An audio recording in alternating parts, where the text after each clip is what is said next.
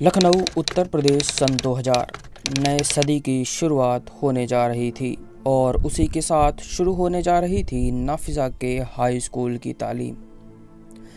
नाफिज़ा एक बेहद खूबसूरत लड़की थी। पुराने ख्यालातों वाले समाज में वह एक मॉडर्न क्रांति की जद्दोजहद पुरजोर करती।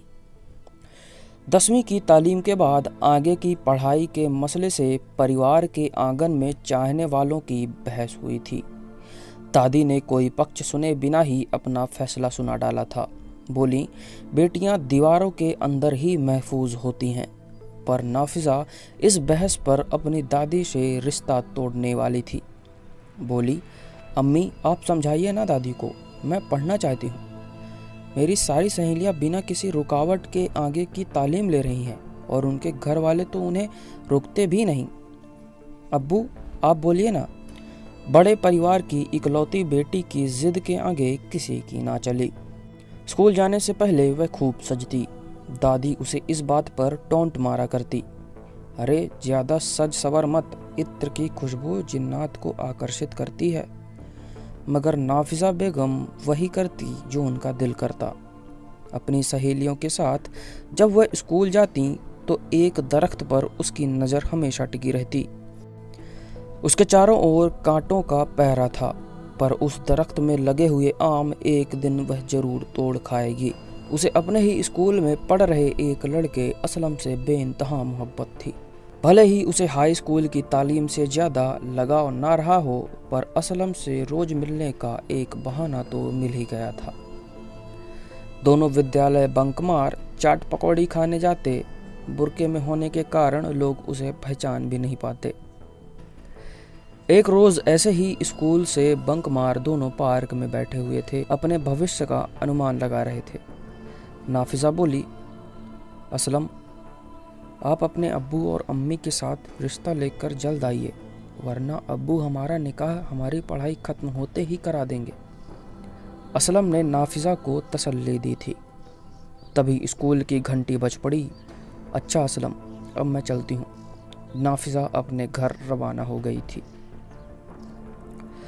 लौटते समय उस आम के दरख्त ने नाफिज़ा का ध्यान खींचा था। नाफिज़ा अपने आप को रोक नहीं पाई। उसने उस कांटेदार पहरे को लांघ उस दरख्त के पास गई। वह बड़ा अजीब सा पेड़ था, जिसके तने पर एक ताबीज बंधी हुई थी। आम कुछ ऊंचाई में होने के कारण नाफिज़ा को थोड़ा जोर लगाना पड़ा। इस जद्दोजहद में उस तने पर बंधा हुआ ताबीज नीचे गिर पड़ा, पर नाफिज़ा को अपना आम मिल गया था। किसी तरह नज़रें बचाते हुए जब वह उस कांटेदार पहरे को लांघ वापस जा रही थी, तभी पैर में घाव हो गया, जिससे कुछ रक्त की बूंदें वहीं गिर गईं। किसी तरह वह वहां से निकल अपने घर पहुंची। रात का खाना खा जैसे ही वह अपने कमरे में गई, एक ज़ोरदार हवा का झोंका उसके बालों को शीतल कर गया।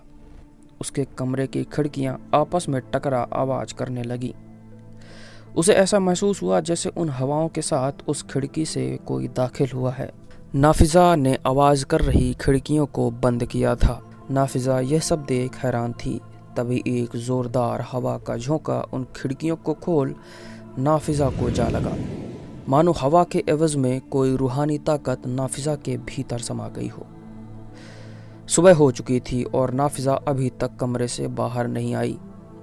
उसके अब्बू दफ्तर जाने को तैयार थे और अम्मी नाश्ता बनाने में तल्लीन थी। अरे रूहाना बेगम, नाफिज़ा अभी तक सोकर नहीं उठी? अब्बू ने कहा। नाफिज़ा बेटा उठ जा, अब स्कूल के लिए लेट हो जाएगा। मगर ऊपर से कोई आवाज़ नहीं आई। मैं देख कर आती हूँ, उन्होंने कहा।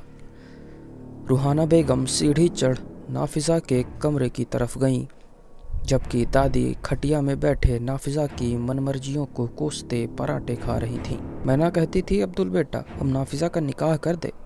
दादी ने अपनी बात खत्म ही की थी कि छत पर से एक जोरदार चीख सुनाई दी। रूहानी बेगम, आवाज़ नाफिज़ा के कमरे की तरफ से आई थी। दादी और अब्दुल छत की ओर भागे और वहाँ उन्होंने जो देखा, उनके बदन से उनकी रूह फना हो गई। नाफिजा अपने कमरे की छत से उल्टी लटकी हुई थी। बाल बिखर सामने चेहरे को ढके हुए थे और आंखों में से मानो पुतलियां गायब हो चुकी थी। नाफिजा की अम्मी नीचे बेहोश हो पड़ी हुई थी। या अल्लाह नाफिजा, दादी चीख पड़ी। लौट जाओ यहाँ से। नाफिजा सिर्फ मेरी है, सिर्फ मेरी, समझे तुम लोग। अब्दुल अपनी मम्मी और रूहाना बेगम को लेकर नाफिजा के कमरे से बाहर निकल आया और कमरे का दरवाज़ा भी बंद कर दिया।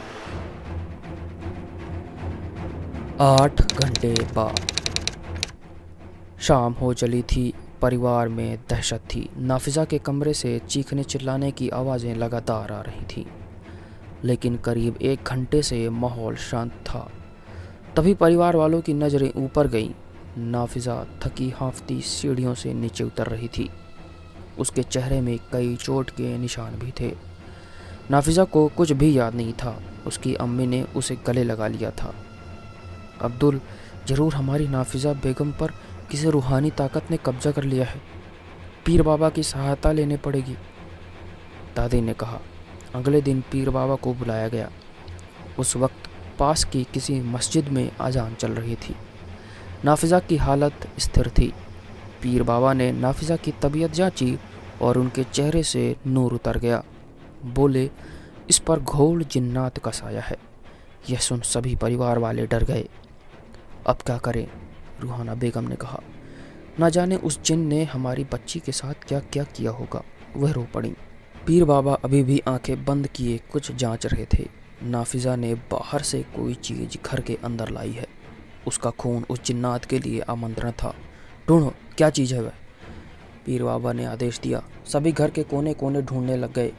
तभी अब्दुल को नाफिजा का स्कूल बैग मिला। उसे खोल कर देखा तो वही आम निकला जिसे नाफिजा ने उस पेड़ से तोड़ कर लाई थी। मौलवी उस आम को छूते ही सारा मामला समझ गए। तभी आज़ान खत्म हुई और नाफिजा की आंखें अचानक खुल पड़ीं। जोरदार हवा एक बार फिर खिड़कियों को तोड़ अंदर जा घुसी और नाफिजा अचानक हवा में लटक रही। मैंने तुमसे कहा था ना, नाफिजा सिर्फ मेरी है, और जो भी मुझसे इसे दूर करने की कोशिश करेगा मैं उसे जान से मार दूंगा। पीर बाबा के हाथ से वह आम नीचे गिर पड़ा। तुम सभी बाहर निकलो, उन्होंने कहा, और उन्होंने उस कमरे को बाहर से उस ताबीज की मदद से बंद कर दिया। उन्होंने कहा, कल दिन की 5वीं अजान के वक्त तुम सब तैयार रहना। अगले दिन असलम अचानक से अपने अम्मी अब्बू के साथ रिश्ता लेकर आया हुआ था।